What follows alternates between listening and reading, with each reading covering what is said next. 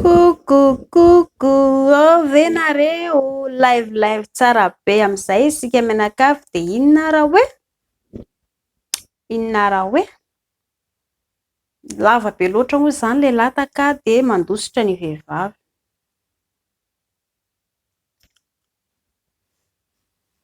So kosa lahy mampijaly vehivavy fa tsy le lataka ny tena hoe ngeza loatra. Ny vehivavy de mankafy lehilahy be lataka ary ny lataky ny lehilahy malagasy de tsy hitovy ny lataky ny lehilahy lava indrindra eran-tany. Zay aloha de aloha zava ny resaka. De milaza zany lahy fa hoe mandositra daholo ny vehivavy fa tsy tamana satria ngeza loatra ilay lataka. De voalohany mandainga lahy, ny lataky ny lehilahy malagasy de tsy mihoatra ny isany de efa mahalala azy fa ny lataky ny olona manana lataka lava indrindra eran-tany de zareo teratany congolais. Misy mahatratra any amin'ny 9 centimetatra na manodidina 10 centimetatra ny lavany. Fa raha hoaniny eto Madagasikara eto amintsika de tsy manana an'izany lisany. De aza mieritreritra laha hoe ngeza loatra le izy de tsy tian'ny vehivavy ahako. Fa elahy mieritreritra elahy matoa ny vehivavy tsy tia. Alaina ohatra raha minela ianareo roa de mety tonga elahy tonga de sady mamelaka no mamono no mikapoka mafy. Raha ohatra ilay ka hibata vehivavy tonga de batainy elahy de atotany elahy mafy be izy de zay no atao hoe metraketraka. Tsy azo atao zany. Normal be raha ohatra ka miala ilay vehivavy. Fa elahy raha miaraka amin'ny vehivavy mila hoe malefaka, na filazana azy manao gentleman. Rehefa mikitika vehivavy de kitihana moramora, raha mibata anazy de bataina moramora, raha mifanoroka de mifanoroka moramora. Izay ilay fankafizana anazy. Fa tsy marina zany ngeza loatra le izy de lasa nandositra le vehivavy.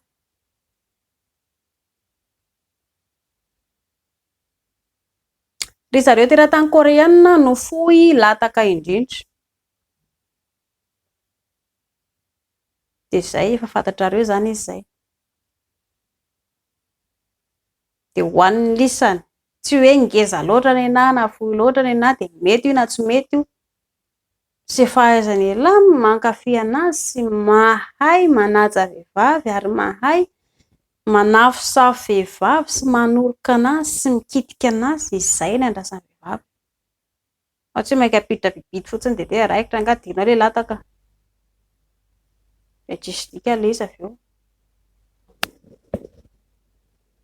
Fanontania manaraka est-il possible de discuter avec vous? Ianio. Banaovy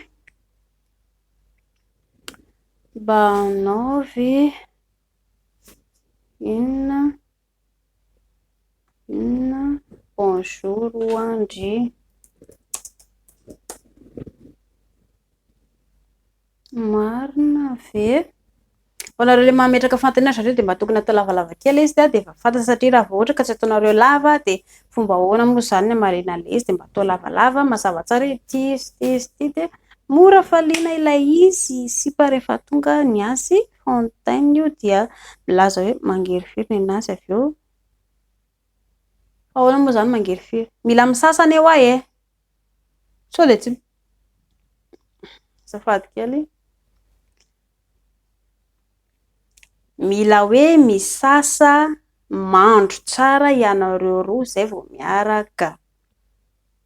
Indraindray kosa ohatra hoe sendra tsy ampy rano ilay vehivavy.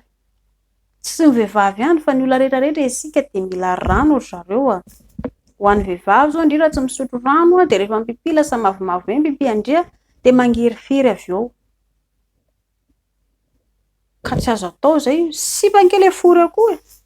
Ka io zao milaza dia fa hoe mangerifiry de mety sao de tsy ampy rano ndry Tsy maintsy eo koa sendra indraindray mety pipi mivoaka tampoka satria ny vatana ny tatavia sy ny lavapory mihetsika daholo rehefa ao anatin'le milely iny. Sendra ohatra hoe tafy pipi tampoka de indrina nefa olona tsy misotro rano de lasa mangerifiry le fory. Fa ilaina ny misotro rano tsara indrindra fa itsika olombelona zany tsy ny vehivavy fa ny lehilahy mba mila misotro rano tsara.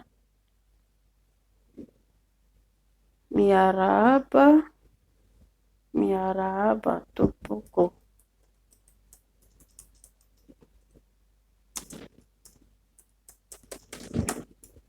Ho anareo manafantana dia mba ataovy lavalava ilay izy dia mba tsara. Inona ny atao fa za te hatavy? Ohatrareo efa any ange ilay publication ilay te hatavy efa nisy sakafo natoroko tany ho anareo izay te hatavy dia mba manaraka ilay vidéo ianareo fa maromaro izy ao. Afaka manontany ve androany tonga fotoana dia roviana izany no afaka mametraka zaza daty firy fa tsy haiko. Ho an'ny olona te hiteraka dia tsara ao anatin'ny 14e jour ianareo no mametraka ilay zaza dia mba mety. Dia ataovy amin'ny maraina ilay izy satria ny lehilahy rehefa ilay amin'ny maraina iny jereo tsara fa tsy maintsy hoe mizihatra lehilahy tahaka ny lehilahy rehefa amin'ny maraina dia mba amin'ny maraina ianareo manao anazy betsaka kokoa ilay ranonaina mivoaka amin'iny dia mba matanjaka koa ilay izy miditra any anaty tranonjaza. Ho andry ankory piso kely alana daholo ny adi-tsaina satria indry hiteraka tsy maintsy ho bevoka dia alana tsara ny adi-tsaina. Satria raha be adi-tsaina koa indry dia lasa mikorotana ilay fadim-bolona dia lasa tsy mipetraka ihany koa ny zaza satria indry mikorota-tsaina lava. Fanontaniana manaraka. Inona no atao mba ho ela ilay ranonaina?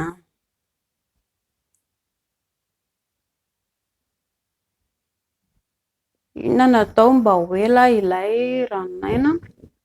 Efa maro izay vidéo nozaraiko izay dia lisany tsy mianatra lesona. Voalohany aloha raha ohatra ka tonga ilay izy ary dia ohatra hoe tia ilay lataka dia tsy maintsy esorina ao anaty lavapory ilay izy dia rehefa alana dia somary ahodina kely ohatr'izao, tsy ahodina mafy be fa somary ahodina kely dia tapena ny lahy amin'ny loha tanana ohatr'izao ilay eto amin'ilay lohan'ilay lataka dia miandriandry kely eo fotsiny ialahy dia avy eo somary adinodino kely iny dia somary dia tsy lasa ilay ranonaina avy eo dia afaka ary anatin'ny lavapory indray ilay izy avy eo. Fa kosa zareo ilay izy efa betsaka ny sakafo natoroko ho an'ny lisany, mivady siramamy lisany, misotro kafe ilay somary marron reny mba reny mampatanjaka ny lataka lisany, mihinana karazana voanjo isan-karazany ihany koa, ny desera mba ataovy betsabetsaka rejima ho an'ny vatana, mila faditany toaka indraindray ihany vao misotro toaka, manimba ny taolany lisany dia lasa malemy lisany. Ny sigara koa somary ahena satria ambony izay sy mba nitaovany elahy. Elahy ange sefosefo rehefa hoe dia fomba ahoana moa ny sefosefony elahy ilay elahy sepotra? Kofony eo koa elahy ny farany. Ny vavony koa avy eo tsy maintsy ho sepotra avy eo dia tsy havita ninino elahy. Ambon'izay ny vava-lehilahy koa mangidy sigara, madama kamo an'ora. Olana daholo izany. Noho izany mahay izy lisany mijery vatany lisany te ho azy io. Inona no atao mba hahataitra vehivavy? Efa maro ilay vidéo nataoko tany mba mahataitra vehivavy dia efa misy vidéo manaraka indray ho an'ny lisany mba hampientana vehivavy dia jereo tsara ilay izy fa ho alefako ao rapitso. Tiako ilay fandaharana mankasitraka anareo.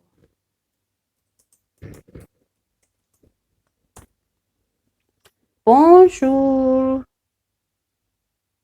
Ho anareo manafantaniana tonga dia apetraka fa tsisy olana mihitsy. Kokoa isaky ambany tany azafady. Dia inona ilaisaika ho anontaniana? Tonga dia tohizana foana ilay izy fa tsy atao lava be fa tsy misy olana mihitsy. Afaka mamaly ve? Tsara. Misy voka-dratsa ve ny fihinanana cola? Resako eto moa ireny amidin'olona ireny. Inona?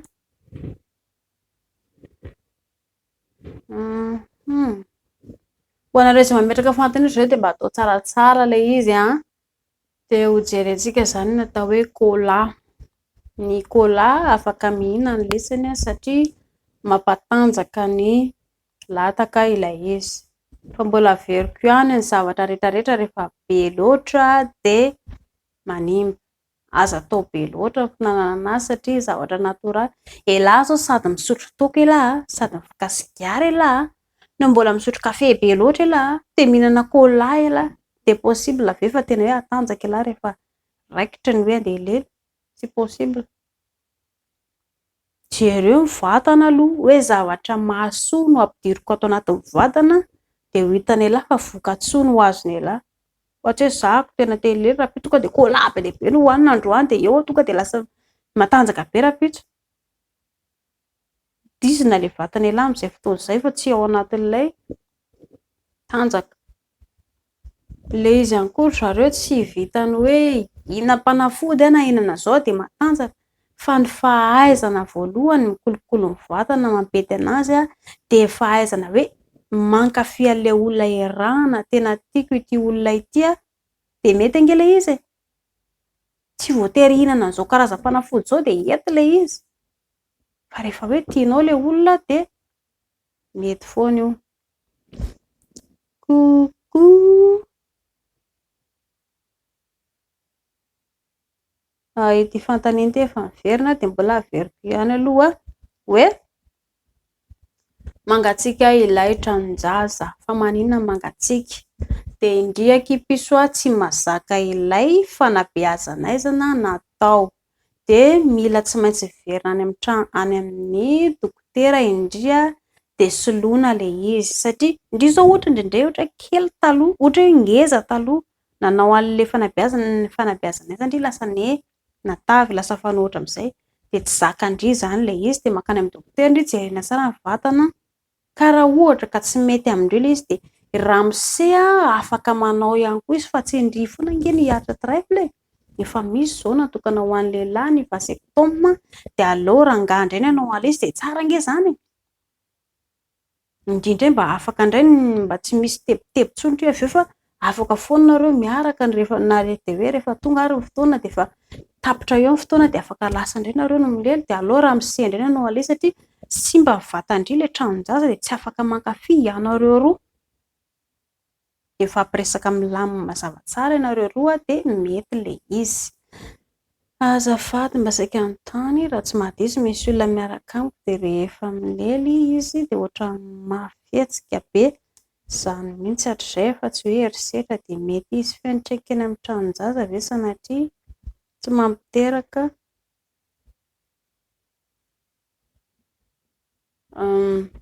ilay izy aloha tsisy an'izay efa fihetsiky ny lehilahy foana izay rehefa ao anatin'ilay fiantanana ny lehilahy dia lasa matanjaka izy ka tsy misy olana ilay izy raha ohatra hoe efa fihetsiny hatramin'izay ilay izy dia hoe matanjaka kokoa izy raha efa fihetsiny hatramin'izay ianareo roa vao niaraka indrisy hoe efa fihetsiny hatramin'izay dia tsy misy olana ilay izy fa efa fahazarana ilay izy.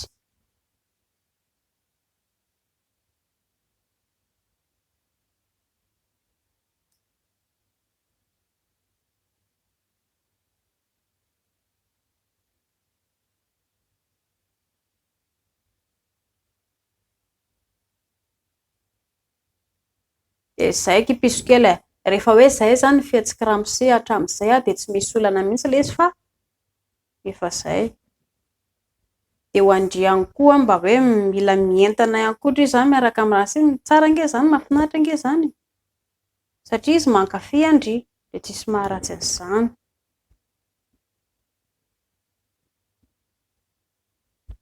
Fanontaniana manaraka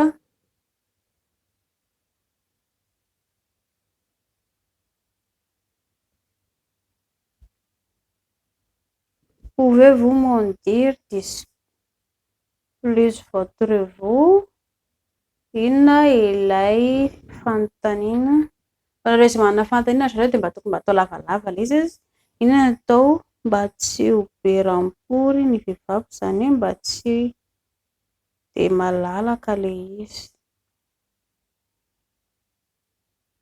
Fa tsy tokony hoe atao malalaka ve? Tsy tiandreo malalaka ve zany ilay fory? Raha ohatra ka mifanteraka dia tsy maintsy malalaka ilay lavapory ka io akipisoa aza menamenatra zany hoe zaka efa niteraka dia lasa malalaka be ilay izy dia tsy tindra misea, tsy misy azany ilay izy fa ny fahaizana mankafy. Rehefa mifankatia ianareo mivady dia tsy misy maharatsy an'io na malalaka na tery io fa ny fahaizanareo mankafy ilay izy izay ny zava-dehibe dia mety io. Dia anareo roa ihany koa amin'ny fiainana andavanandro dia mila mifampizara fitiavana, ohatran'ireny mifankatia anareo ilay mbola tamin'ny mpisipy e. Nanao anakitra ery nanao anakify ny journée andriandrona izy zaka tena nahatsiaro andreo nanina ilay zaka tsy mba nandefasa la message ilo andry fandefasako zao dia zao e. Voaray andry fa ilay message tsy voarayako ka io ary fandefasako message dray la dia andefasa ilay sary foron-drezy. Izany no ataonareo ao trano andavanandro mba mifanany ihany. Raha ohatra hoe mangetra tampoka ohatra lery dia tsy tonga dia tezitra hoe aizana izy maimbo be izy zany, afaka indrindra tonga dia manitra be izy zany sao dia mba ilay lafo kely aloha ilay bibitulahy. Mba manany ihany ohatran'izay zany ilay mba eo ilay izy mba mifampientana ohatran'izay ny olona anankiroa dia mba tsara mionge ilay fientananareo roa amin'izay fotoana izay. Fa tsy eo fotsiny ifampijery fotsiny dia hoe rehefa inona zany indray lely dia izay fotsiny dia tsisy dika ilay izy avy eo fa mba mila mifampisangisangy sy mifanany ihany ohatran'izay dia mahafinaritra ilay izy. Fa inona mihitsy no tsy tia horohana?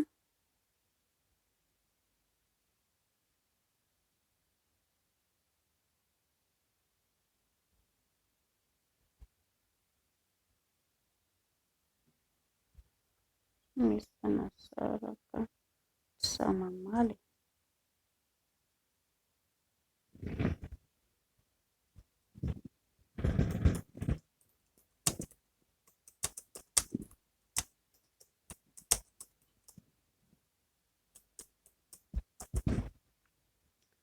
Ilay madama tsy tia horohana sy safosafo. Fa maninona ny vehivavy no tsy tia horohana sy tsy tia safosafony? Ho an'ny vehivavy aloha indria rehefa manambady indri piso dia tsy mahazo menamenatra fa maninona ary indri menatra, tsy mahazo manao an'izany. Rehefa manambady indri izay inona anjara ho andri dia aza mieritreritra ho lafa intsony hoe takizay lasa vady nianina dia niadana ohatra hoe takizay mbola nanao raha zao, tsy mahazo manao an'izany intsony indri fa efa io ny vady andefimandry indri dia mila indri zany manaiky sy mankafy miaraka amin'ny vady indri. Raha ohatra indri ka hoe tsy tia anazy lasa ohatra hoe kamo indri ilely lery nefa te hilely dia lasa izy mandeha mandositra any. Raha ohatra indray ka hoe mampirafy izy ka hitandry izao mihitsy dia miresaka aminazy mivantandry hoe fa maninona ianao no mampirafy inona ny zavatra tsy nentina tao, resahana am-pitiavana ilay izy dia valiana resahana milamina ny olonanareo roa avy eo dia vahana. Tsy misy zavatra tsy vita fifampiresahana izany mihitsy. Dia mbola ao averiko any lisany rehefa manambady lisany dia i madama ihany iarahana satria rehefa mampirafy lisany dia mihena ny tsirom-panantenan'ny madama dia na izy raha te hanokatra fe lasa kamo. Laza milaza ohatra raha hoe tamin'ny anareo mbola mpisipa i madama no mazoto be izy ilely dia nefa ianareo mivady ohatra lasa nivady kamo be madama ilely dia nidinga dia misy toetra tsy tia madama ataony ialahy ilaina hafanaina foana ilay fitiavana tsy voatery hanambofandriana fa amin'ny fiainana andavanandro ohatra ny resahako teo fandefa message kely na tsy voatery le hoe misy zavatra mahamaika be koa raha hoe inona fa ohatra fotsiny lalao hoe mpinanakana ny ampiasana dia mandefa message ao anaty mandefa message kely amin'ny madama izy io kitra ery fa zahako eto am-pinanakanina vao mahita an'iny fotsiny madama dia so izany vato faly izy Efa miainga avy eo le fientanany avy eo tena mazoto ako ilay satria mahatsiaro anako ny vato. Zay nge le izy. Fa tsy hoe rehefa tonga ny alina dia mila milely indray zany zay le fahazarana. Lasa manao lalaka hitako fotsiny le izy. Mahandro sakafo madama dia lasa laha tonga dia mitaizana ankizy.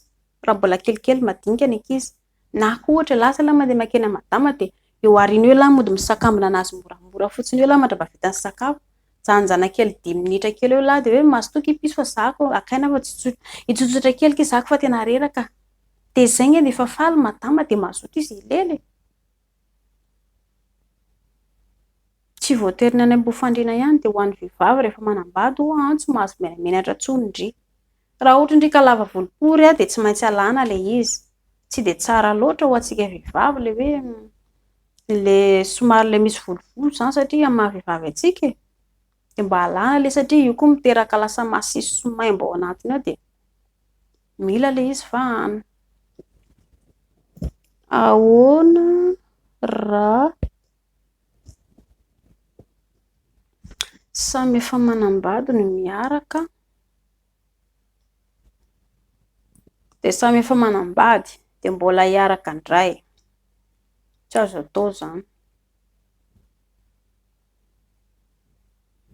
Dia inona nefa nampahatonga anareo anankiroa hoe hivady nampahatonga anareo anankiroa hoe hivady kanefa lasa indray mandeha mandany andro mitady olona hafa ary lavitra ary. Mitady olana nge ianareo na ho ela na ho aingana tsy maintsy ho fantatra foana io.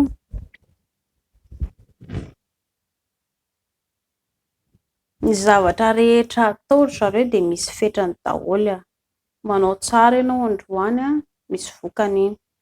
Manao ratsy ianao androany misy vokany le izy. Ka noho izany dia io le lazaiko efa manambady zao ve ianao dia mbola tsy hainao no manaja ny vadinao fa lasa indray ianao mandeha manenjika mitady olona hafa. Na lehilahy na vehivavy dia tsy manan-jo anao an'izany mihitsy. Rehefa hito ny vady anjara dia ajao izy tiava izy no fitiavana izy dia izay ny zava-dehibe. Miadana nareo roa avy eo. Ny ohabolan-drazantsika milaza hoe takalo-patsa vidim-pinanana. Manome fitiavana madama valiana lahy fitiavana izy. Manome orika madama manoroka koa izy. Io indray koa te manome foro madama melona lataka ihany koa izy. Tokantrano ihany koa tsy efa nirery tsy vitany hoe lely fotsiny fiainana. Elahy raim-pianakaviana tsy maintsy manome vola madama elahy hamelomana ny zanaka sy hampandroso ny tokantrano. Mila manana tanjona ihany koa ianareo roa inona no tokony atao raha tsy izay any aoriana fa tsy dia hoe rotina be fotsiny. Dia mba aoka izay tsy azo atao le izy. Hoe efa manambady lasa indray andeha handositra ary. Dia io koa le rangahy koa efa mahalala hoe manao sipa dia lasa koa mandeha. Dia inona fotsiny izany ivadiny koa tsindana misaraka izany dia miaraka amin'ilay vaovao ary. Tsy azo atao izany. Fanontaniana manaraka. Ilay lely ve afaka mampianatra?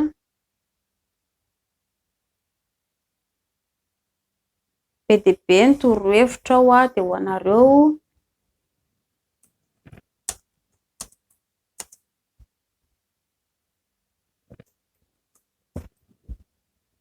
Ho anareo efa maromaro izay ny efa nataoko tao dia ho anareo hoe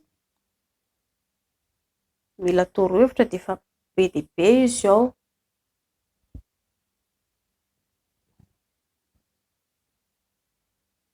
Eo anareo izay manana fanontaniana dia mba atao somary lavalava ilay izy dia mazava tsara. Manam-potoana hitafantafana ve? Eny efa eto izao vonona hitafatafa hiaraka aminareo saika an-tany. Inona no tian'ny vehivavy rehefa milely? Le baranjely sa le pecto? Inona le baranjely sy pecto? Fa angamba izany mampiasa baranjely koa nareo. Indray tsy haiko aloha hoe za hoe tsy maharaka ilay resaka na hoe hita moa izany le baranjely. Dia inona mampiavaka? Za aloha mahafantatra amin'ny baranjely mahafantatra amin'ny pecto fa Ny tsy azoko amin'ilay izy hoe inona ilay izy. Baranjely sakafo azo hohanina, ny pecto koa bonbon afaka hohanina. Ataovy mazava tsara ilay fanontanianareo dia mba tsara fa hoe inona no tena tian'ny vehivavy rehefa midely, dia mila atoro en lisany izany ilay point vital mampentana vehivavy. Sofina dia eto amin'ny tenda eto dia rehefa ato aoriana izao lisany ato amin'ny inona moa izany ity azon-damosina colonne vertébrale somary manafosafo midi ny lisany na manoroka dia avy eo mipetaka eto amin'ny ravim-body, dia eto an'elakelape eto ary ny ato ambany ranjo, dia eto amin'ny inona moa izany ity kibo, eto amin'ny valahana anankiroa eto koa dia mila mahay mikitikitika moramora lisany. Eo izany ny point vital tian'ny vehivavy ary indrindra ny nono. Lisany mahay rehefa milely dia mila manafosafo moramora ny nonon'ny vehivavy dia mba mientana tsara kokoa izy amin'izay fotoana izay. Efa be dia be ny mahakasika ny point G, ny préliminaire dia ianaran'ny lisany ilay izy.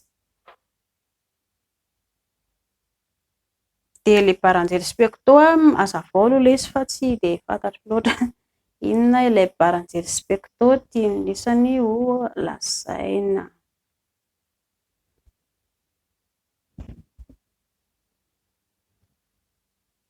Mba saika ialako hevitra afaka mamaly ho anareo izay manana fanontaniana dia tonga dia tohizo ilay izy fa tsy misy olana mihitsy.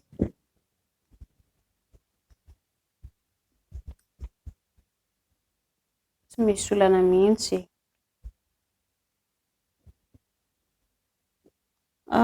Afaka mba manontany ve? Ohatra zareo rehefa manontany dia tsy manina mihitsy fa apetrao foana ilay fanontanianareo fa vonona foana za koa mamaly ilay izy. Ho anareo izay nametraka fanontaniana, raha hitanareo fa efa misokatra ilay mesazinareo nalefanareo misy hoe vu dia miditra ao anaty live ianareo, jereo fa any anaty live ihany ilay fanontaniana napetrakareo satria ilay hamaly ilay izy tsirairay ato anaty mesazy dia tena tsy mety vita intsony. Dia miezaka izany zako manao live dia amin'izay mba hitanareo ilay resaka ataontsika dia mba moramora kokoa aminareo. Avy eo no mijery ilay izy isaky manontany.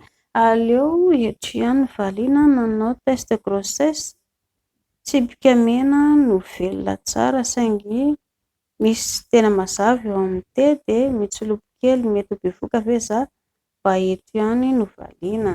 Ho an'ny vehivavy raha ohatra ka hoe ny ve izany ny alalana ilay raha ohatra ndreka vita ilay test na grossesse iny ka hoe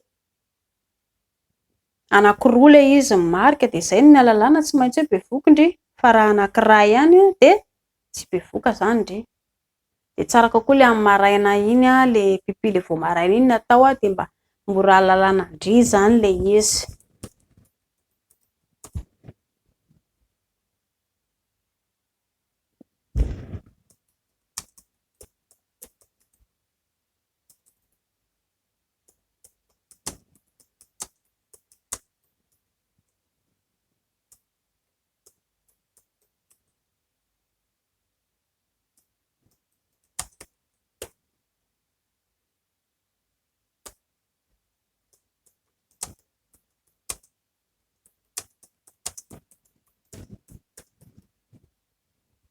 Ialana tsiny aminareo fa misy olona manontany hafa koa eto dia somary valiana kely tsindraindray ihany.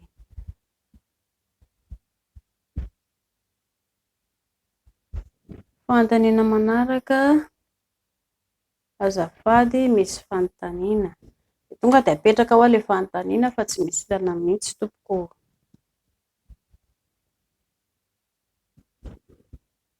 Milaza ianareo misy fanontaniana dia tsy mitohy ilay izy.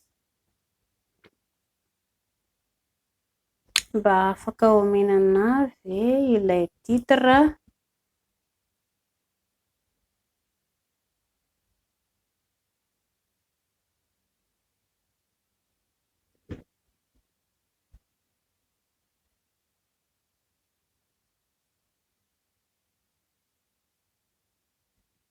Afaka indray anambady mbola.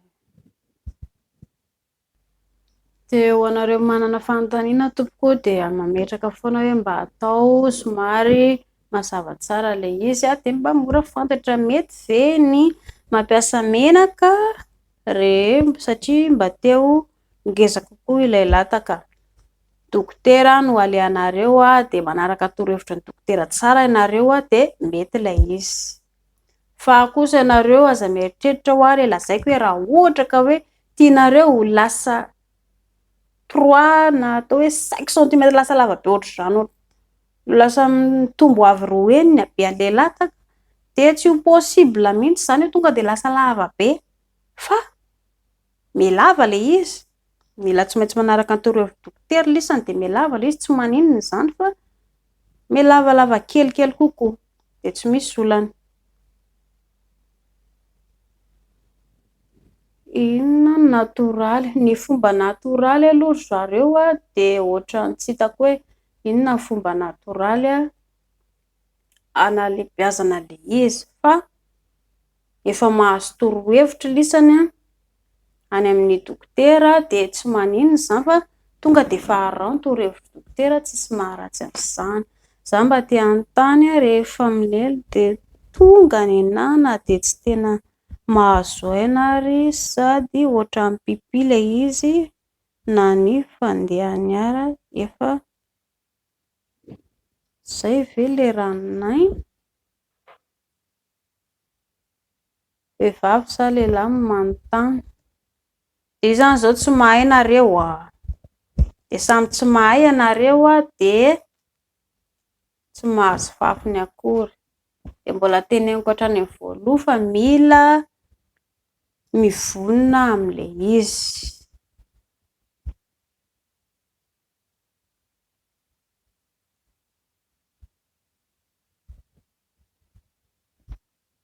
Mila mivonona ianareo roa satria nareo roa izao samy tsisy vonona.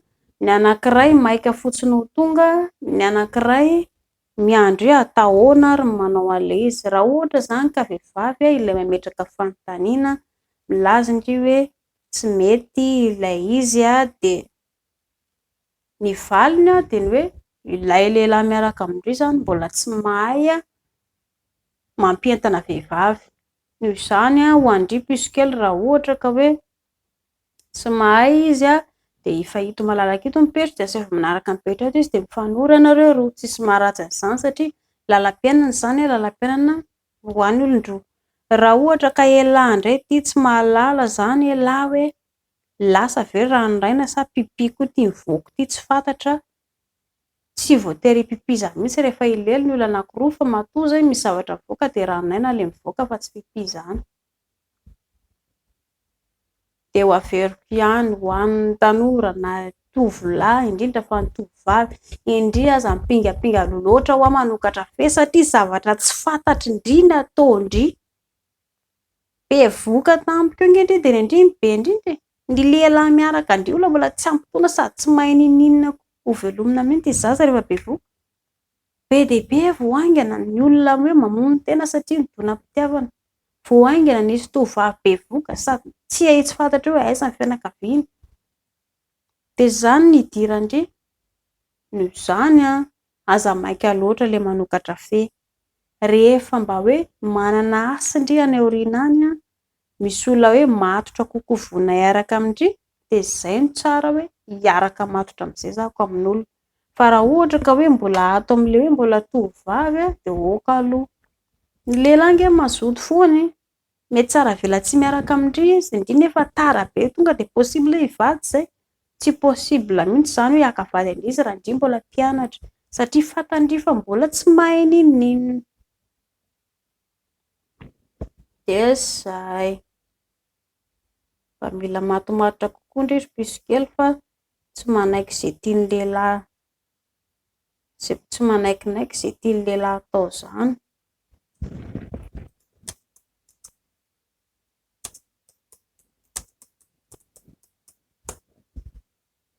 Fanontaniana manaraka. Vao nareo iza mipetraka fanontaniana dia mba atao somary lavalava kely izy dia mba hoe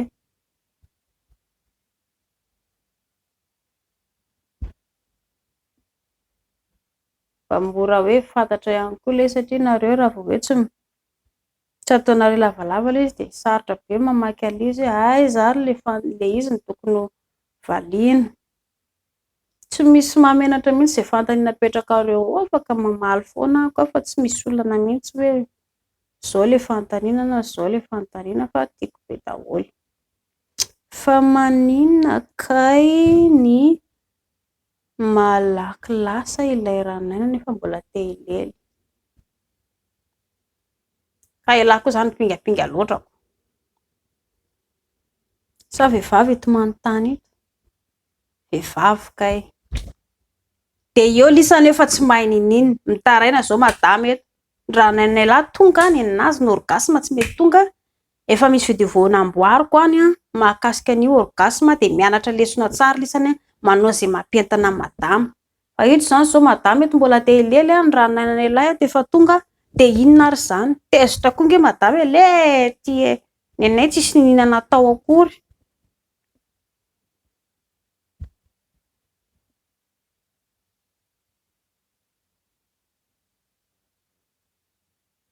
Ho anareo ilay mametraka fantaniana mba atao somary lavalava le izy dia mba fantatra ihany koa avy eo. Ka izay madama zao eto ferinaina satria ialahy tsy mahalala hoe tonga ve ilay orgasme. Mientana tokoa ve ilay vato. Mila fantatry lisany ange izany e. Fa tsy ialahy fotsiny maimaika be fotsiny hoe tena ampidirina any rangahy dia izay lalany any lalany dia ohatr'izao fanaovana anazy dia ohatr'izao fanaovana anazy. Tsy izay. Fantaro hoe ity vehivavy ity koa matoa miaraka amiko dia te hankafy ihany koa izy dia mba mila omeko fitiavana izy mba hankafy mitovy ny hankafizako miaraka aminy. Dia lisany zao eto tsy mahay milalao vehivavy. Ho averiko indray aloha aiza daholo ilay faritra mampentana vehivavy. Eto amin'ny sofina mila mahay mikitikitika sofiny lisany somary lavina moramora kakerina moramora. Indriko orpiskely sikirina tsara ny tay-tsofina sao dia sofina feno tay-tsofina be fomba ahoana mora amin'izay no hilelaka sofindry. Borosiana tsara ny nify, borosiana tsara ny vava, ny lela ihany koa borosiana tsara satria nareo tsy maintsy fampilelaka eo. Misy tay-nify ny lela dia borosiana tsara.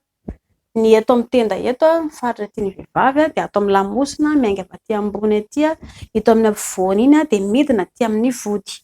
Dia eto amin'ny elakelabe eto tian'ny vehivavy dia ato ambanin'ny ranjo.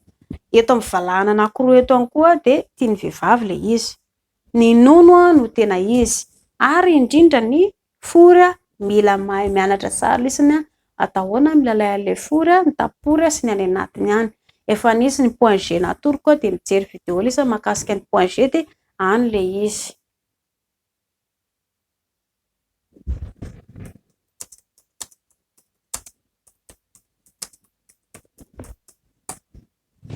Dia mbola averiko foana ho an'ny lisany tsy hoe ngeza loatra lehilahy takana fohy loatra lehilahy taka dia tsy mety ako fa atahoana izany tsy izay. Fa mila lehilahy mijery vatany lehilahy aloha. Jereo tsara ny vatany lehilahy.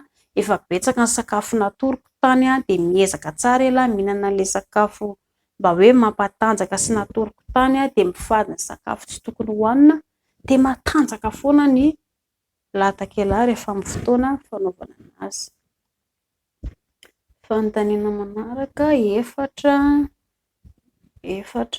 ny vehivavy iray mandeha règle dia afaka manao miaraka ve? Ahoana koa izany? Miaraka amin'ny vehivavy anankefatra ve?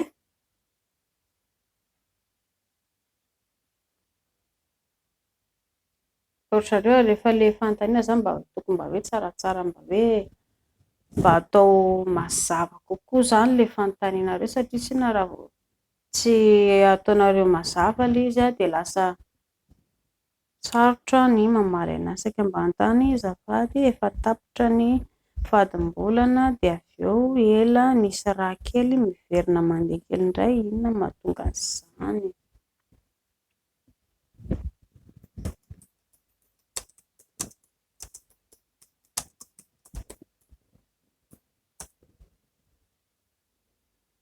Efa tonga fotoana ny vehivavy dia avy eo indray efa tapitra ilay izy akanjo miverina indray ilay izy afaka androandro dia avy eo nisy rà kely indray ka iny efa fombany izay rehefa mitomboka eto amin'ny hatreto amin'ny 20 taona aloha zany vehivavy 28 jours foana matetika le izy dia rehefa matomboka eto amin'ny 20 taona vehivavy miakatra ary amin'ny 30 taona dia eo amin'izay manomboka amin'ny trouble ny vehivavy satria lasa be ady saina, lasa mora reraka, eo ihany koa le tebotebo lava dia lasa mikorotana ny fatim-bolana. Noho izany ankipisy kely tsy misy olana izany mihitsy le izy hoe lasa fahoana le izy lasa mikorotana le fatim-bolana, lasa nisy kely dia lasa nisy raha dia ohatry ny efa nisy indray le izy dia lasa avy eo indray lasa tampoka tsy nisy teo dia tsy misy olana izany.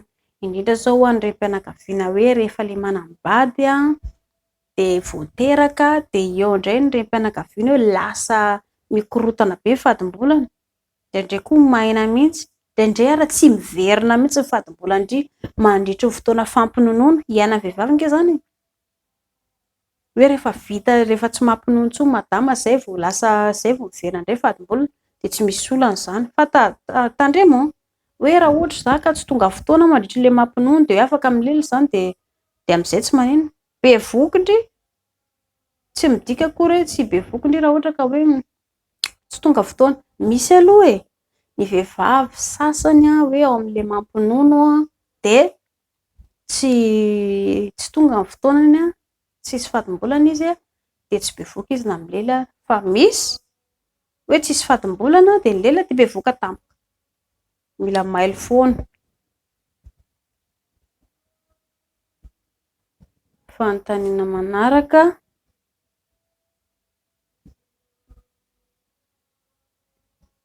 isika volana io fa tsy vola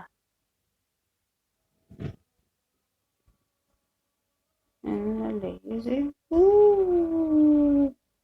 ny daholo ireny vidinao ireny fa misaotra fa raha mihinana fanafody fanabeazana ireny ve ny vehivavy mandritra ny volana ela be dia mandeha ny règle amin'ny volana manaraka. Raha mihinana fanafody fanabeazana ve ny vehivavy mandritra ny volana ela be vao mandeha ny règle dia nataondry pisikely mankany amin'ny dokotera indry aza mihinan-kinana fanafody izany indry zao misy manora hoe mihinana fanafody kaloha verina. Rehefa mihinana fanafody fanabeazana vehivavy mandritra ny volana ela be vao mandeha ny règle amin'ny volana manaraka, izany hoe tsy nanao ilay fanabeazana intsony fa izany indrindra piso sa ahoana ilay fanontany indry ohatran'ny tsy dia mazava kely loatra ilay fanontaniana tao indry dia izay zareo raha ohatra izany indry ka hoe manana olana ilay eto amin'ilay hoe avy mihinana fanabeazana indry dia somary ela vao tonga ny fatim-bolana dia iny tsy manina satria mbola vao amerina ny taovan-tranonjaza ilay verina amin'ilay ilay taovan-tranonjaza indry dia somary elaela tsy maninona izany. Fa kosa raha ohatra indry ka hoe tena be ady saina be zahako ahoana ary tsy mety dia miverina any amin'ilay dokotera indry manazava ny olana fa tsy misy olana mihitsy izany. Miarahaba, inona ny ahazoana kalitao quantité-na tsiron'aina tsara? Hitady ranonaina ve indry? Ahazoana kalitao quantité-na tsiron'aina tsara. Hividy ranonaina ve zany indry sa ahoana? Raha ohatra ka mieritreritra ny hoe hividy ranonaina dia tsy maintsy mankany amin'ny dokotera tsy mazava tsara izao ilay fanontaniana hoe inona natao ahazoana kalitao quantité-na tsiron'aina ka io miankina amin'ny lehilahy io. Raha lehilahy zatra mihodinkodina etsy sy eroa dia efa lany ny ranonaina natao, fa raha ohatra ka indry-irery milely miaraka aminazy dia possible ohatra hoe nareo zao raha tena hoe teraka, raha hoe te-hiteraka vavy dia possible nareo mankany amin'ny dokotera dia hipetraka tokoa ny vavy, te-hiteraka lahy mankany amin'ny dokotera dia possible hiteraka eo ny lahy. Fa raha variana mihodinkodina etsy sy eroa izy dia sarotsarotro kokoa satria efa lany etsy sy eroa ilay ranonaina tokony hiditra ao anatindry. ity zao tsy mazava tsara fantanareo hoe hividy ranonaina ve zany indrindra piso zay aloha tsy fantatra. Raha hoe mieritreritra ny hividy ranonaina ianareo ka le anao an'ilay ametraka zazakely ireny dia tsy maintsy any amin'ny mpitsabo any amin'ny dokotera ianareo no mijery an'izay vahaolana izay. Dia inona koa manam-potoana hitafatafana ve o eny o azafady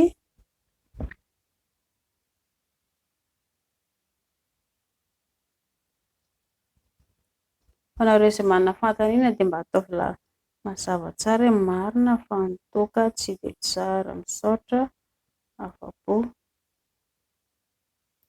composé iza marina ny anaranao. Ay, ho anareo izay tia fantatra ny anarako izany dia Tiana no anarako. Afaka antsoinareo hoe Tiana zako dia Tiana fiantsoanareo anahy. Tsy misy olana mihitsy. Mahafinaritra. Merci fa voavaly ilay fanontaniana. Misaotra.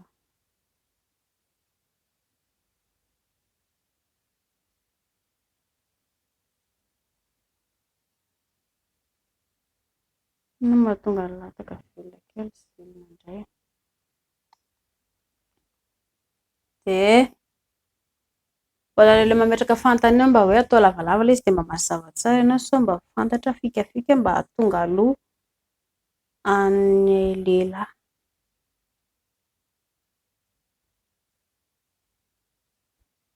Inona no tokony atao mba hahatonga aloha? Tiana mba ho tonga aloha ve ilay izy? Sa tokony hoe mba elaela vao tonga? Mba fikafika mba hahatonga aloha.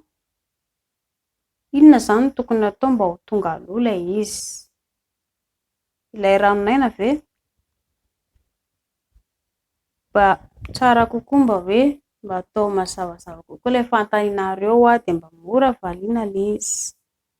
Inona no mampafontaine? Ka ny mampatonga an'ilay hoe fontaine dia lehilahy no manentana ny vehivavy ho lasa fontaine fa tsy hoe indri akory no hiezaka hanao fontaine. Efa maro torohevitra mahakasika ny point G dia mila miezaka ianareo no mianatra momba ny point G. Efa misy video vaovao ataoko aloha mba hoe atao ahoana amin'ny lalao an'ilay vatapory dia mba miezaka izany lisany mba mianatra an'izay dia amin'izay mba mientana tsara madama. Fanontaniana manaraka atao ahoana mihazona ranonaina.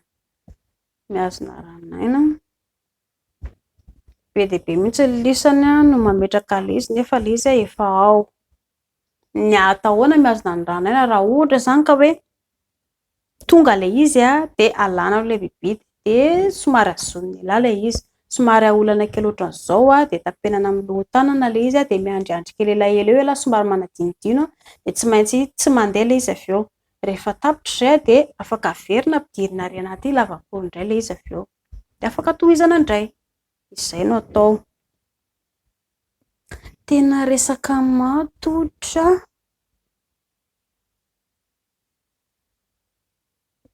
Inona ilay resaka matotra?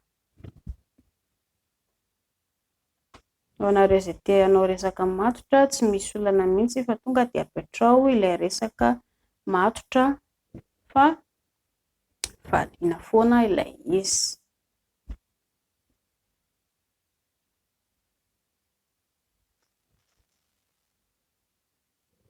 Fanontaniana manaraka.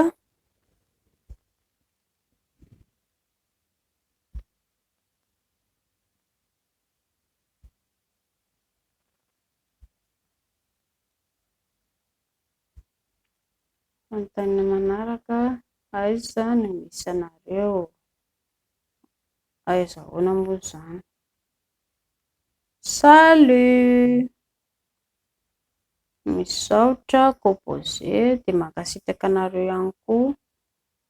Mahay normal ve hoe Ny divergena dia tsy mandeha raha. Amin'ny ankapobeny ny vehivavy aloha raha ohatra ka hoe ilay mbola vierge dia tsy maintsy misy raha.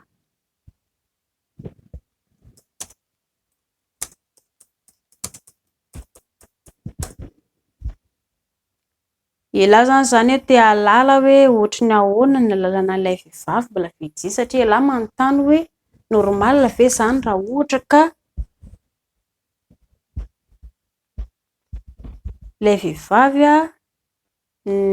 divergena dia tsy mandeha raha. Tsy izay akory ny zava-dehibe fa ao anatin'ny lavapory vehivavy eo misy an'ilay atao hoe hymen. Inona ilay atao hoe hymen? Inona ilay atao hoe hymen? Kaloha kofona kely kofona be kofony lisany tamin'ilay hymen. Inona ny atao hoe hymen? Ao anatin'ny lavapory vehivavy ao misy ohatra ny karazana sachet. Tsy sachet zany fa hoditra manify ao io no ahalalana ny vehivavy hoe mbola virgile ny vehivavy. Tsy maintsy hamaky an'io ilay latakelahy rehefa tafiditra ao. Ialahy ihany dia efa mahatsapa ilay izy hoe mamaky zavatra ohatran'ny hoe mamaky taratasy tafatsiropaka tampoka any ilay latakelahy. Ialahy dia efa mahatsapa ilay izy tsy maintsy mamaky zavatra ialahy. Dia izay no ahalalana vehivavy hoe mbola virgile ny vehivavy. Hoe mety tsisy raha ve ilay izy? Indraindray mety misy ohatra vehivavy tsy misy raha. Fa ny ahalalana ilana azy hoe virgile dia izay ilay hymen izay no vakiany ialahy rehefa ao anatiny. Dia ohatran'ny fo kely rangaha ilay latako rehefa milely sao dia mba misy solution mila vahaolana. Dia io tsisy an'izany hoe fohy loatra na lava loatra na tery loatra na lalina loatra na marivo loatra. Tsy izay no olana fa ny fahaizana mankafy anazy izay no zava-dehibe. Ialahy izao milaza ato fa fohy loatra dia aiza mampiasa an'ilay izy tsara. Rehefa mifanoroka amin'ny madama ve ialahy? Tsy ilay bibidy akory ny heditra fa mifanoroka amin'ny madama ialahy dia ny molotra ialahy no mifanoroka amin'ny madama.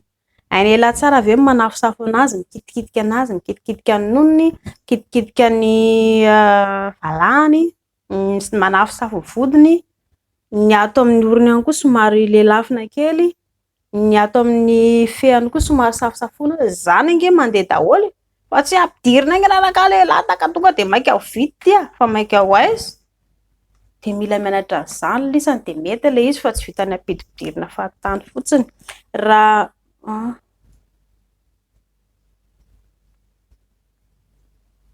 misaotra misy olona izay tafatafana avy eo. Tandremo foana volo-kelika amin'ny ity postura na ity composé. Volo-kelika ahoana moa izany? Tandremo foana ny volo-kelika amin'ity postura anao ity composé. Volo-kelika?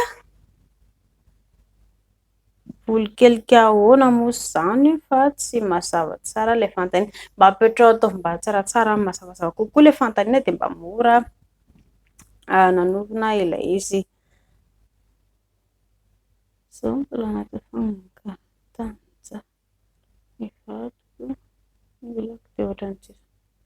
Izaho dia tsisy envie intsony. Izaho tato ho ato mangatsiaka ary mijaly be rehefa miaraka. Nisy nanory fanafody naturel hoe tantely mihinana roa kely ohatran'ny eto fa rehefa avy eo dia tsy nety intsony indray mba mety torohevitra manantena.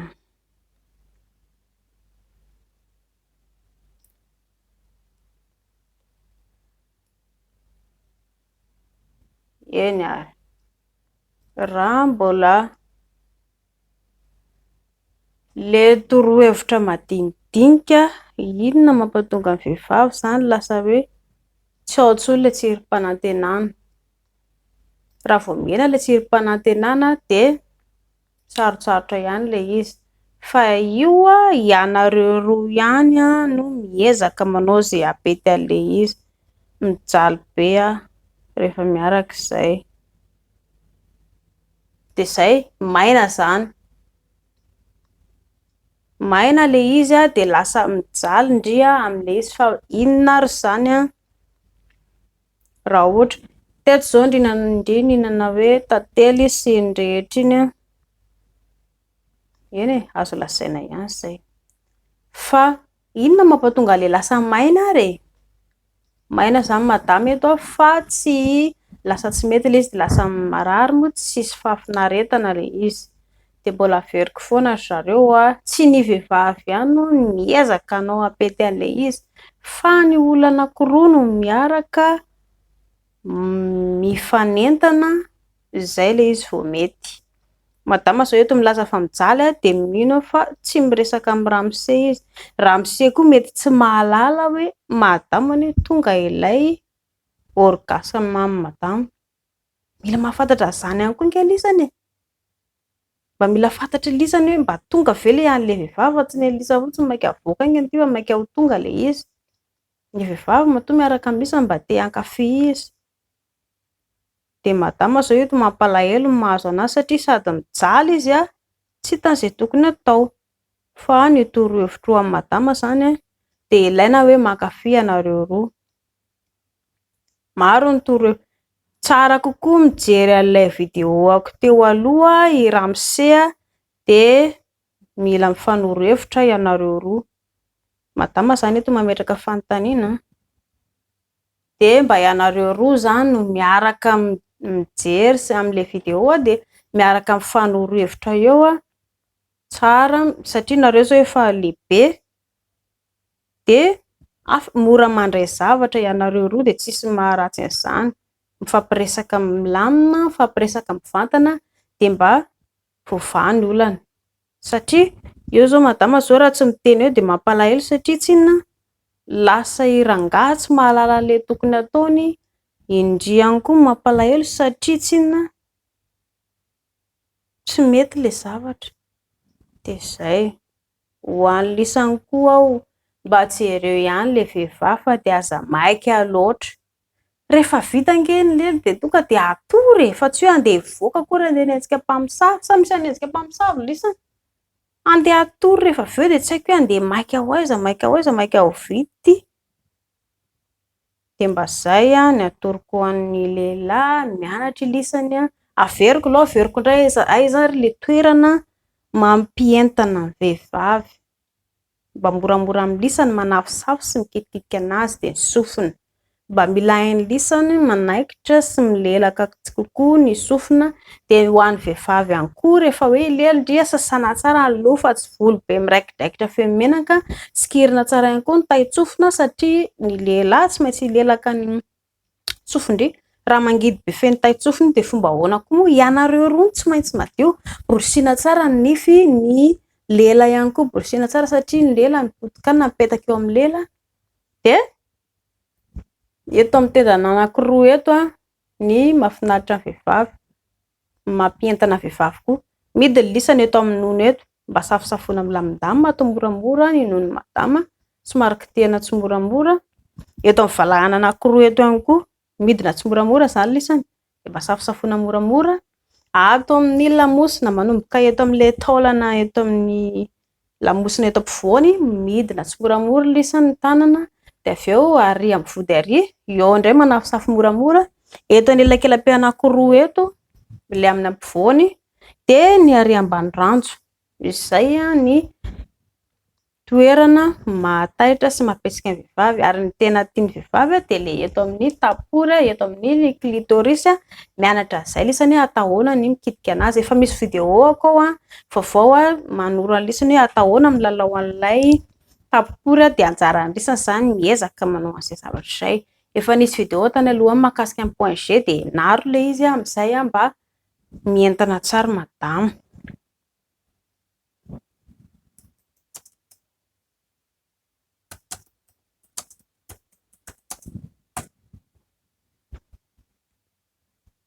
Coucou, est-il possible de discuter?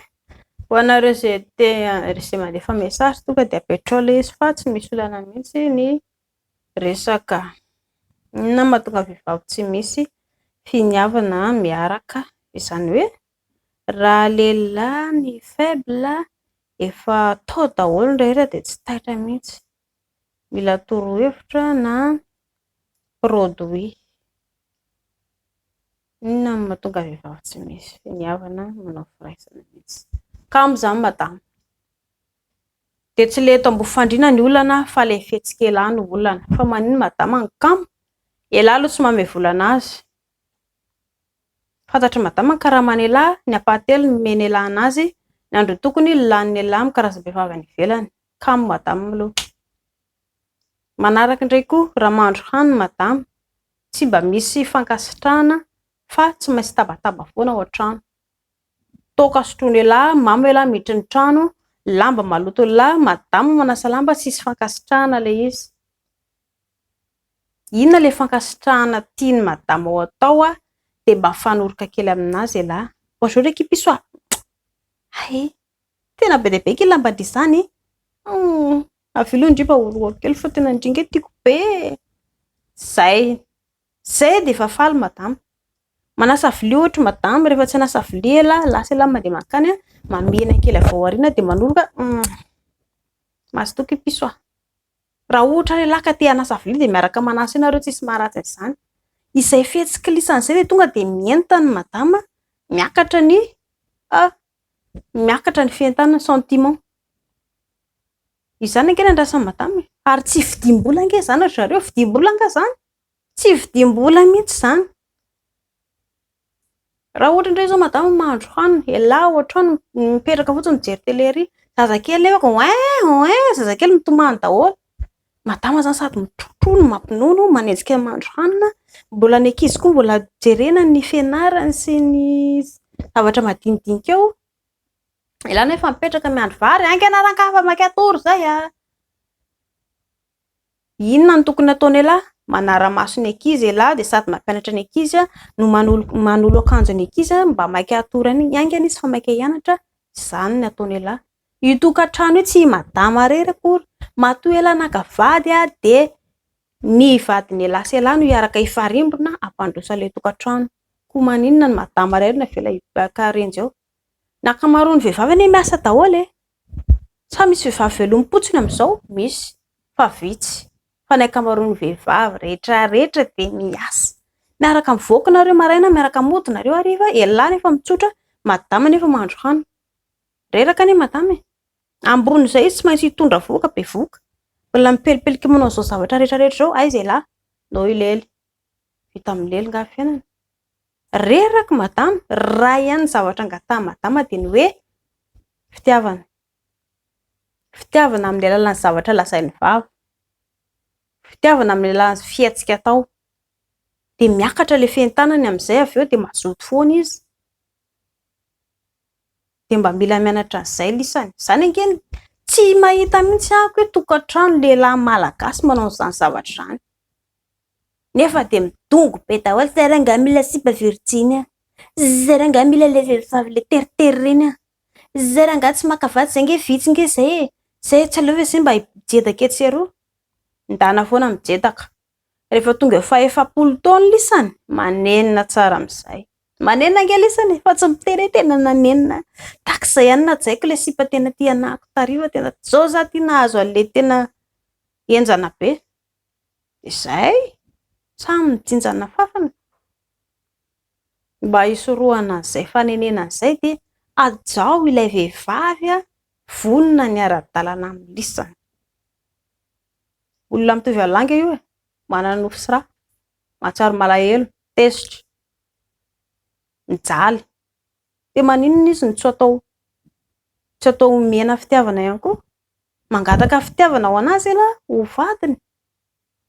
Izy koa nefa mila fitiavana hiady miaraka amin'ny lahy. Tsy misy akory ny hoe atory fotsiny izany izay tsy azo atao, za tsisy manao izany koa rehefa tonga anatin'ny tokantrano. Fa ilay fifampizarana fitiavana madinidinika dia iny dia efa lasa mampiala ny ati-tsaina. Dia izay no teneniko ry zareo, mila foana isika ny fampizarana fitiavana fa izay ny zava-dehibe.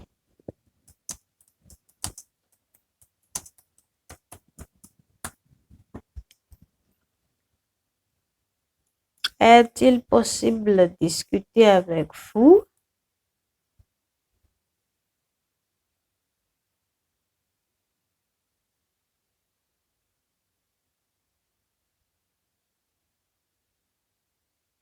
De lisa zao miteny hoe mila ampina produit ve? Raha ohatra zany lisany ka hoe mila le produit de makany amin'ny dokotera, lisany de manazava ny zava-misy, zay ny zavatra hoe tokony atao de jerena ny vatana ianareo roa, de ny dokotera mahalala hoe zao ny zavatra tokony atao anareo roa, fa tsy mihainoheno vavan'olona. Tsy azo atao za mihainoheno vavan'olona zany satria ny olona koa nge ny vatanareo ange lasa simba raha ohatra ka hoe olona tsy mahalala le tena zavatra mety aminareo. Rehefa misy tsy mety ny vatana tsy maintsy jerena, hafa ny tena hoe dokotera. Rehefa makany amin'ny dokotera ange antsika rehefa mijery zavatra ny dokotera ohatra hoe raha sendra marary ohatra ianao voan'ny kansera no de any amin'ny dokotera mpitsabo nono no mandeha, fa tsy hoe raha marary ny nonoko de any amin'ny dentiste tany andeha. Voaroka ny dentiste tany hoe inona le anty aty, de hafa le olona manana spesialite. De mba amin'iny mba tsaratsara kokoa zany hoe le valiny le vokatry ny olantsika kokoa Sanagasikara. Misaotra betsaka anareo, azafady mba saika anontany inona le ohatran'ny maina zany indray rehefa miaraka, fa maninona no maina?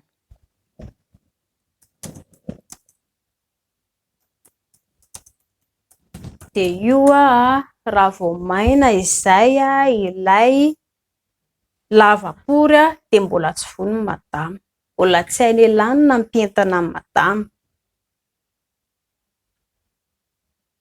ary tsy voatery hoe rehefa hoe maina le izy de hoe tena tsy nanaiky izy na tsy tia izy. Ny fihetsikilisany amin'ny vehivavy izay no mampatonga anazy tsy maintsy ho taitra, ary mila ilisany manafosafo tsara ny manodidina rehetrarehetra. Mbola tsy mahay manafosafo mihitsy, mbola vitsy zao rehefa mandeha eny amin'ny tokantrano mahitahita olona eo, tsy mba misy mihitsy ny vadiny de ho sakambiniko ty vadiko ty. Ny sasany ara tsy samy miaraka amin'ny vadiny le roa fa lasa izy mandeha miafina ary de vadiny mandeha irery. Mba tian'ny vehivavy ange zany vadiny zany misakambina miaraka aminazy? Ratsy ve zany ozy nareo? Rehefa mbola mpifankatia mbola tanora ianareo de mizesta be hoe iny trerianay, tonga mpivady amin'izay lasa célibataire hono izy anaty Facebook. What? Zany ve de mba mahafinaritra? Fa tsy rehefa mpivady hoe tokony hoe hietsika amin'izay ianareo roa, ary tsy tokony hoe atao lefy mihitsy ny fitiavana fa hafanaina foana, mitady zava-baovao hikolokoloana ny fitiavana. Izay ange le mampandeha le tokantrano. Zay zavatra izay no mampientana amin'ny madama, izay zavatra izay mampazoto anazy lasa miakatra ve le tahitsirom-panantenana ao anatiny. Fa raha ialahy miezaka mandositra aminazy foana ialahy, tsy manome teny mamy anazy foana ialahy, tsy manosika anazy amin'ny zavatra hoe raha io zao izy tsy may sakafo, may laoka, tonga ialahy de mivazavaza tena koa tena vehivavy tsy saina amin'izay zavatra izay de tonga de marary ny ao anatiny ao. Fa mba efa nijery ve ialahy hoe i madama sady mijery sakafo no mbola mipasoka, mbola manasa slipony ialahy, no mbola mampinono zazakely, mbola ny zanaka sasany koa ery mbola mitabataba be dia be maka dily tena isany fa korotana ny trano. Ary ialahy matory fotsiny milalao telefona na mijery tele, de mivazavaza ialahy fa may sakafo. Tsy miteny madama fa mangina fotsiny izy fa ny anatiny any marary. Fomba ahoana moa izy niaraka ankafy amin'ny lahy ve zao no nahazo anahako? Olombelona izy ka noho izany mampatonga an'ilay hoe maina ilay lavapory. Dikany de mbola tsy vonony madama, misy zavatra tsy mahafaly anazy ao, de miezaka ilisany ny mizara fitiavana vehivavy satria izay no angatahany vehivavy, de mba mora kokoa ilay fientanana madama, miakatra kokoa ilay fientanana hiaraka amin'ny alava eo. Io anie tsy miandry tenenina zany mihitsy io rehefa hain'ny lisany hoe mankafy madama, fa izy mihitsy ary ny andeha invité alava tena andao indray rangahy, tena mangididy be alay izy fa andao resy mila bibity landro resako androany. sao dia mba tokony olona kely no foro. Ndao rangara-pitso ohatrany tsy nety ilay maly fa ndao indray mba ho voavainy. Mazoto madambo izy mihitsy no hitarika amin'lahy. Fa ilahy raha ohatra ilahy ka ratsy loha aminazy dia izy raha kamo. Na hiresaka amin'lahy raha lasa marikoriko sy mahatsiravina anazy. Mody mangarika fotsiny matory dia mahazo lambosina. Vao mahazo lambosina izany dikan'izay izy tsy nazava atao aminareo roa. Dia fampiresaka foana fa tsy avela hoe ifa tsy niresaka androany dia avela indray aloha amin'ny manaraka indray avy eo dia ny eo tsy voasava ny olana dia mitombo indray ny olana. Dia mampalahelo. Rava ange nefa raha ny tokantranonareo nefa elany ela e. Salut.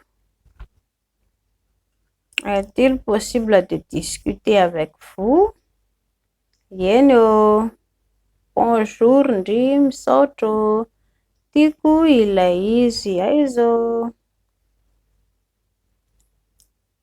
Mahafinaritra ilay resaka dia misorabetsaka anareo ihany koa. Salut camarade. Salut daholo ianareo camarade.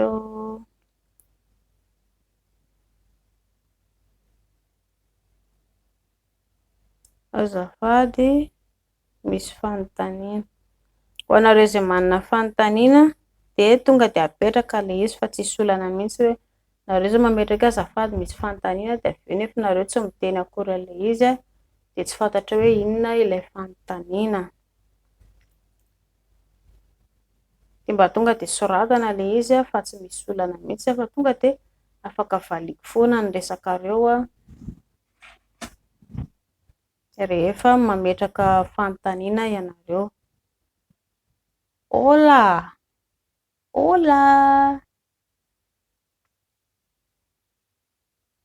Andray. Dia kokoa be daholo izany kokoa daholo ny apetraka rehetra rehetra dia kokoa daholo. Saika an-tany izao. Ianareo izany apetrao ny fanontaniana fa tsy misy olana mihitsy. Tsy misy olana mihitsy.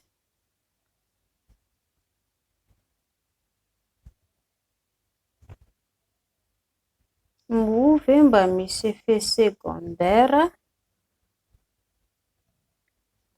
ny folelahy fanafory. Inona ny effet ny mety voka-dratsin'iray milelaka fory? Voalohany raha olona mihoatra anankiroa ny erahana dia mahavoa ny angatra. Izay valina. Tsara foana hoe raha ohatra ianao ka hoe te hankafy an'izany atao hoe fiainam-pitiavan'olon-droa. Olon-droa anie miaraka e. Maninona ny ampiana lasa olona telo, olona efatra. Dia avy eo nanangatra ilay izy.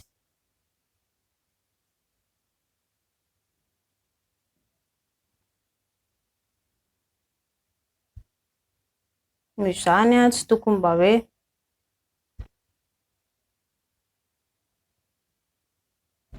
ho anareo raha ohatra ka tena hankafy tsara dia atao madama, atao ilay olon-tiana miaraka amin'ny tena, tsy misy olana mihitsy ilay izy fa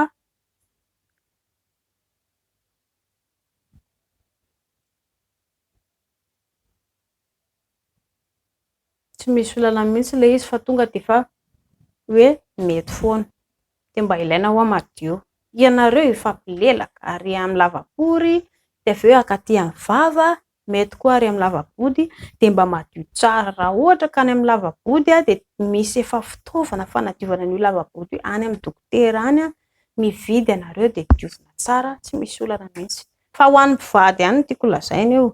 Ho an'ny vehivavy efa tsy mieritreritra hiteraka intsony dia izay ihany mba tsara manao an'ilay satria raha ohatra ka ho an'ny tovovavy malagasy indrindra dia pingapinga hoe ilelany amin'ny lavabody ho simba ao ny lalan-jazandry hisorohana an'izay dia oka aloha miteraka tsara indrindra avoaka ny zazakely rehefa tsy hiteraka intsony ka raha ilelany amin'ny lavabody tsisy olana. Dia mino fa izay izany androany ry zareo izay aloha ny androany dia ho anareo raha hoe manana fanontaniana dia apetrao foana fa tsy misy olana mihitsy dia tonga ilay izy dia mba apetrao somary mazavazava zany ilay izy dia mba mora variana satria raha vao ohatra ka hoe raha ohatra ilay izy ka zavatra tsy